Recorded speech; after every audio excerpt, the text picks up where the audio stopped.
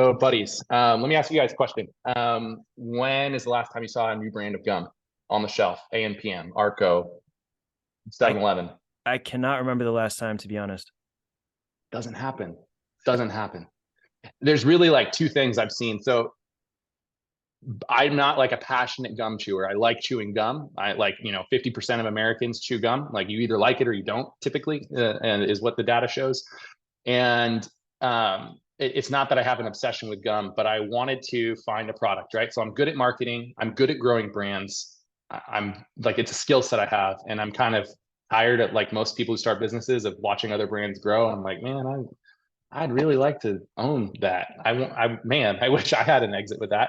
I wish I had a little more autonomy and control over that. So what I saw was an opportunity. I was traveling a lot for Mary Ruth's, and I was in airport convenience stores a lot, like grabbing whatever gummies or water. And gummies are blown out. Everybody's doing gummies, right? Beverage is really hard. If you don't nail down distribution and you don't have the proper runway to try to tackle about 100 million a year, like you're going to suffer. Beverage is going to be very, very brutal. I'm like, well, how does anyone break into convenience then? Like this is where shoppers are, right? Like since COVID, convenience stores are over indexing while big box retail is under indexing. And even sectionally in stores, buyers are seeing convenience aisles through the roof still, while the rest of the store is faltering and struggling. Because why? Like, why do I need to walk the aisles when I can buy online?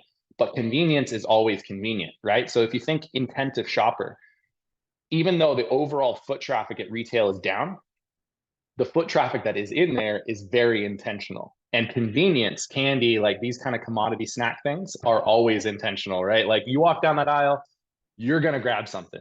You don't walk past M&Ms and not grab M&Ms. You're going to buy the M&Ms, right? And so with gum, I would notice like, man, there's all these, there's four brands. There's like five, there's Extra, there's Trident, and every now and then you'll see an Orbit or a Wrigley, right? And you're like, well, who owns these? And so as I dug, I'm like, okay, Mars Wrigley owns all of the brands except for Orbit and Trident. Mondelez owns Trident, and the company called Perfetti owns Orbit.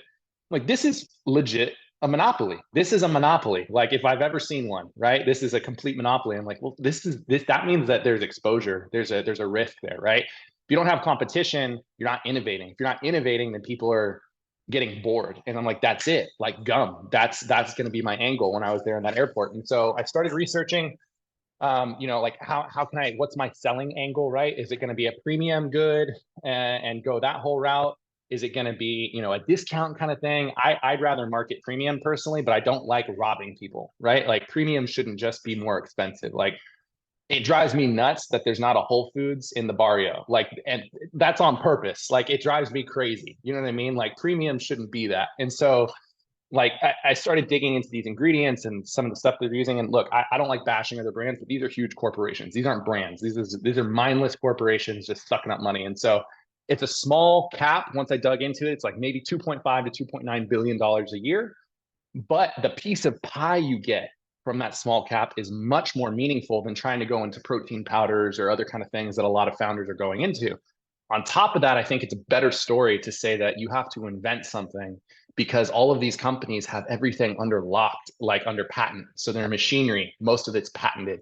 The way that they're making like these gum and processes, top secret. They like legit will not share it. So from the very get-go with Buddies, it's been challenge after challenge of trying to find like there is no such thing as a co-manufacturer for gum unless I need to order 20 tons. And then they wouldn't accept my formulas because I tried to go the efficacy route, right? So what makes Buddies different is that I have it's efficacious at a microdose level, right? So you have certain new gums coming out like Neuro and Rev where they're highly caffeinated. Let me ask you guys a question. If you could chew a piece of gum and get the same amount of caffeine as you would in a cup of coffee, would you guys want that? I personally wouldn't. Like that's diarrhea and anxiety. That's all I'm hearing is like, I'm going to chew this piece of gum. I'm going to get 90 milligrams of caffeine. And what if I want a piece of gum later? Now I've got 2 cups of coffee in me plus the cup of coffee that I drink, or like it's too much. And so I was like, well, let's have more people chew a lot more pieces of gum, have it taste better, have it naturally sweetened, have it Whole Foods approved, and sell at the same price point as 5 gum.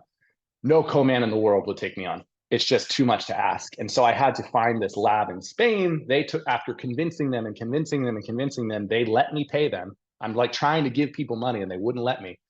I finally am able to pay them. They make the formulas. I send them all the ingredients. I build out the supply chain like just at midnight. And finally now we have the piece of gum. So buddies, the whole angle with this is I want to sell a $2.99 pack of gum that is naturally flavored and sweetened, is sugar-free, is the same 5 calories as 5 gum, and doesn't have any nasty preservatives. Plus, depending on the flavor, it's going to either give you electrolytes, going to give you vitamin C and vitamin D, or it's going to give you some nootropics for focus. That's it. That's the whole angle. So it's gum, but more productive.